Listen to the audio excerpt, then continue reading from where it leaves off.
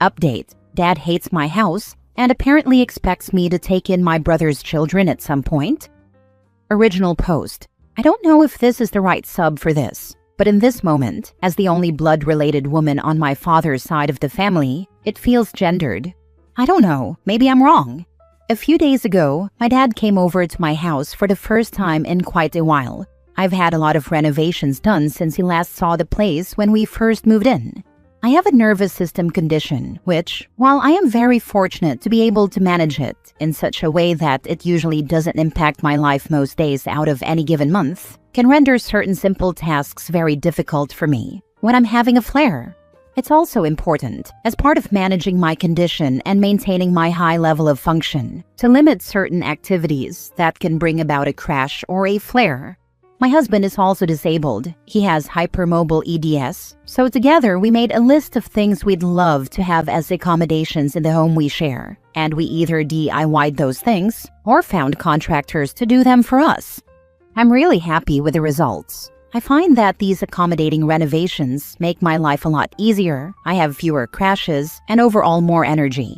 My husband is elated with how much more functional he can be after we made these changes. My father isn't a fan. He thinks it all makes the house too weird. He's worried about the resale value, not that we're planning to sell anytime soon. He had a lot of comments when he came over. In fact, it was almost all he talked about. I kept trying to gently tell him that this is just what works for us, and then divert the subject, but he was getting a bit worked up, which isn't really like him in those types of situations. The plan for his visit was that he'd come over, meet my foster dog that he might adopt, take the dogs for a walk, then get lunch. When I left him alone for a minute to go use the bathroom after we'd walked the dogs, I came back out and found that he'd attempted to pull one of our accommodating mechanisms out of the kitchen wall. He hadn't caused any functional damage, but he did cause aesthetic damage in that it will now need to be repainted over. I was shocked and kind of hysterical in my reaction, and I raised my voice at him when I saw what he was doing.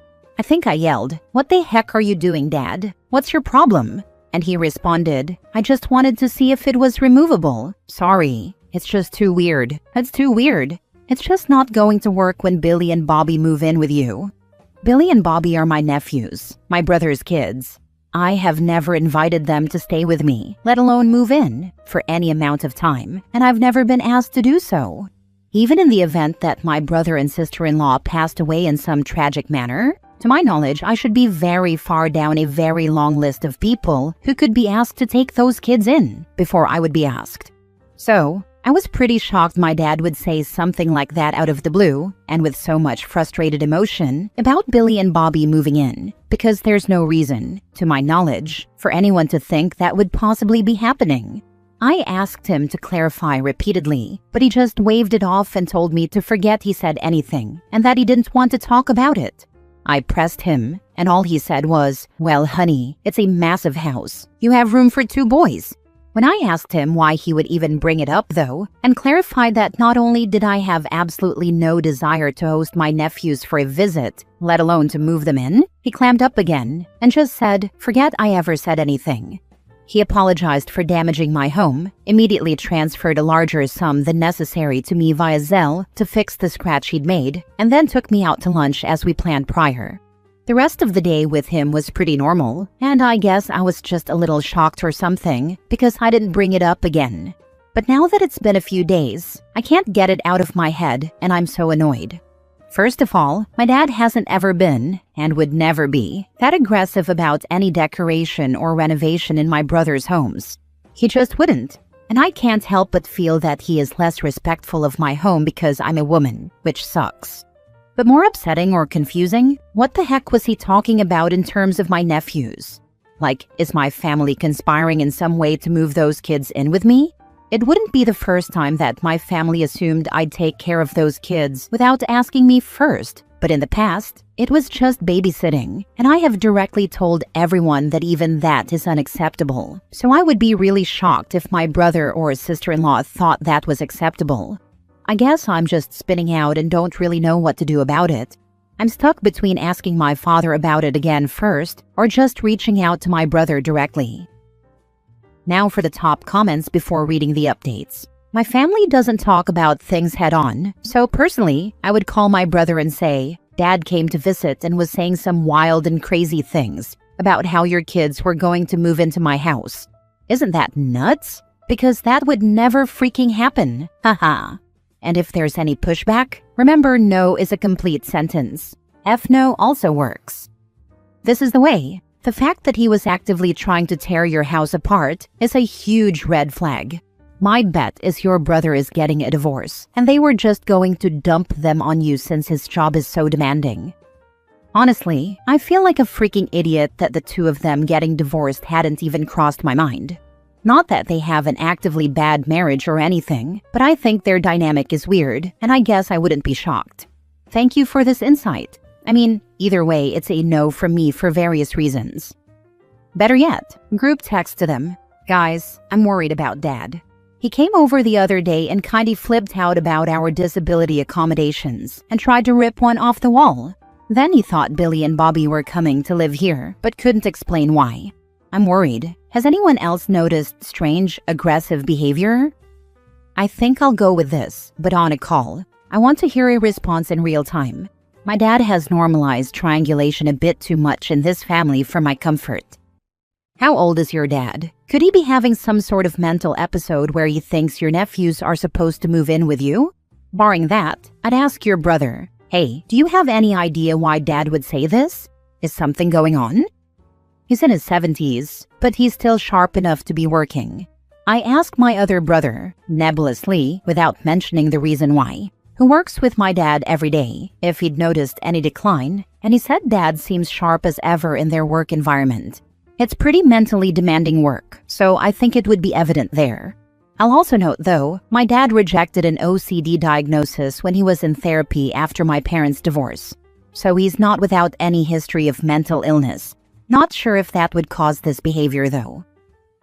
Now for the first update. So I talked to my brother on the phone about the situation, and he expressed that he had absolutely no idea why our father would imply that Billy and Bobby would need to move in with me at any point. He seemed genuinely surprised and had no clue what the heck Dad was talking about. He claims to have absolutely never expressed anything like that to our dad, and I believe him. I asked him if there was any possible reason at all that Dad would think I'd need to take in my nephews. Like, is there some problem Dad thinks he is pre-solving without consulting either of us? Is there an illness, an impending divorce, or anything I don't know about? My brother assured me that there's nothing like that going on, and that, as I assumed, I, of course, wouldn't even be near the top of the list of permanent caregivers even if something was going on, because he knows I run 2 businesses out of my house, and also just am not up for taking his kids in, unless I am the absolute last safe resort. Both of us are in agreement, as is our other oldest brother, that Dad generally doesn't seem to have any other signs that we've noticed of declining cognitive function, like, at all. But since this was such a strange outburst, we're still concerned that this is just the earliest sign. My brother Billy and Bobby's dad is going to talk to our dad about it ASAP and see what he says or what explanation he can give, then we'll go from there. The issue that we're both aware of is that my dad, while a loving father and a good man to many, is a bit of a liar and a lot of a manipulator. He has a lot of signs of OCD and gets fixated on things, then tries to manipulate to get his way with his fixation. He means well, but he has been known to be full of crap and to have his own strange agendas that don't have much to do with anyone else's wants or needs. So, unfortunately, my brother and my brother has volunteered to go first LOL, are going to have to confront him by essentially saying, Dad, it's really important that you're honest about whether you are confused or intentionally lying or triangulating or manipulating, because that's the difference between us freaking out about your health versus us just understanding that sometimes you lie to push your agenda but your brain is fine. Thank you to everyone who gave me feedback here. You've all been so sweet and supportive, except that one guy who, for some reason, was dead convinced that I didn't pay for my own home and commented several times and DM'd me about it. I did pay for my home and it's solely in my name, you weirdo. I'll keep y'all updated on what my brother and I figure out going forward. Now for the last update 8 months later. I know this was forever ago, but life has been lifing pretty hard since then. The OG post and first update, which I made at the top of the original, are in my post history. First of all, I just want to thank everyone for your concern and overall support. This sub is full of such lovely and helpful people. So many of you left tremendously helpful comments and sent me such kind messages as well. So I guess I'll start by saying that my dad doesn't have dementia or Alzheimer's or anything like that. If anything, he is perhaps experiencing a very slight cognitive decline due to age, but only insofar as his typical lifelong nonsense becoming a little more pronounced, and he's not really as slick as he thinks he is, or as good at manipulating as he's used to being. Basically, he's used to being able to get away with a lot more manipulation of his kids than he's able to get away with now. I don't even think the onus for this particular episode of his is directly an age thing at all, though. I think it's a situational thing. After I talked to my dad multiple times, conferred with my brothers after they talked to my dad multiple times, and after we basically had to tell our father, hey, if you're not totally upfront about what's going on, we have to assume that you need to see a doctor. And we're not just going to drop this like we usually drop uncomfortable things in this family. I think I have figured out what was up. Ever since I moved out of my father's house, leaving an empty bedroom and office space in a house that already had a designated bedroom for the kids because they had a lot of sleepovers there, my sister-in-law has been obsessively pushing the idea that my nephew should start living summers and school breaks at my dad's house. I knew she'd brought this up a few times, but I didn't know how adamant she was being, because this push entirely took place after I had moved. My dad doesn't live far from my brother and sister-in-law's place, 15 minutes away, so it's not like they'd be having some special summer experience in a new location. I think she just wants them out of her house for the summer, LOL. My nephews love staying at Grandpa's, because my dad has never been a real caregiver, not even when we were kids. So there are literally no rules, no bedtimes, no limit on sweets, no parental controls on the TV, no limit on screen time, no one checking if they brush their teeth or making them shower or do chores or change their clothes. Zero supervision over them making messes or doing dumb stuff, etc. So of course, when their mom asked them, do you want to spend the summer at Grandpa's? Do you want to go ask Grandpa if he'll let you stay the summer with him? They went feral over the idea. And my dad was immediately put in the position of either agreeing or disappointing his two grandkids and saying no. My dad hates saying no to family outright because he never wants family to say no to him at all. So he agreed, of course. My dad agreed to this last summer, but even with the help of a daily babysitter who apparently quit halfway through, and I assume it's either because my dad made her uncomfortable, which is a whole different kettle of fish, or because those kids are super entitled. And even though the kids are getting more and more independent, it was torturous and exhausting for him. He never wanted to do that again. But, and my dad didn't say this is me applying what I know about him in general, my father is addicted to being the hero of the family. He needs us all to need him, and he needs us all to think he's great.